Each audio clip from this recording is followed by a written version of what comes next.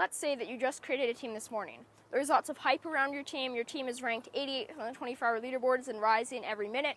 You have lots of active racers who are completing their sessions now, and you feel that your team is becoming a success. You go to bed that night thinking, I have lots of active racers now, and we're going to wake up next morning and we're going to wake up even higher. And when you wake up, your team has dropped out of the 24-hour leaderboard, and your team is basically doing terrible. You have lots of active members left.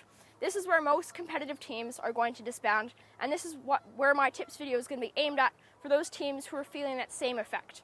So I want to describe this in 3 stages. The first stage is when your team is created, and this is when lots of hype is created around your team, because everyone starts at 0 races. There's officer spots that are being taken and competed for. You have lots of cash competitions that are happening. Your team is rising up the leaderboards. You don't know how high you can go. You want to peak.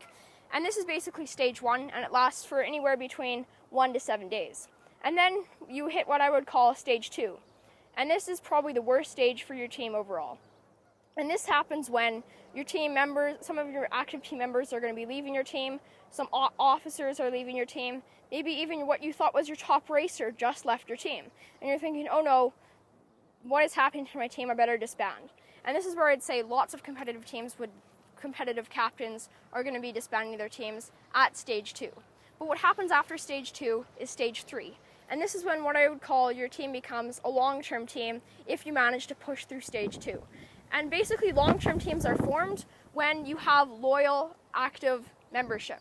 And you can build this by creating inspiring messages of the day, hosting like cash competitions, creating this family atmosphere around your team. And basically, to get through stage 3 to become a long-term team where your team is consistently placing maybe top 20 in a season, maybe your team, you have lots of members who are going to be staying, who have reached maybe 5,000 races on your team. And to achieve this, you need to really build that loyal membership base. And this is really how you're going to make that team a successful team. And this is the best tip that I could give you to push through stage 2, is to build that loyal membership. And don't worry about the 24-hour leaderboard. Do not worry about that at all.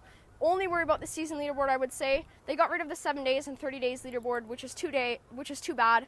But at least we still have the season leaderboard, so rely on that for consistency as opposed to the 24-hour leaderboard. And tell your membership base that. Tell them, listen, don't worry about the 24-hour leaderboard. We're still doing fine. Only think about the team. Only think about the season leaderboard, and let's keep on pushing up that board. And that's the best tip I could give you. Build a loyal membership base and be an encouraging captain, and your team is going to be able to push through stage 2 and become a stage 3 long-term, successful, consistent team. If you like this type of content, please hit the subscribe button, the like button, and comment if you went through stage 2 with your team and if you managed to push through to stage 3. And please stay tuned for my next video.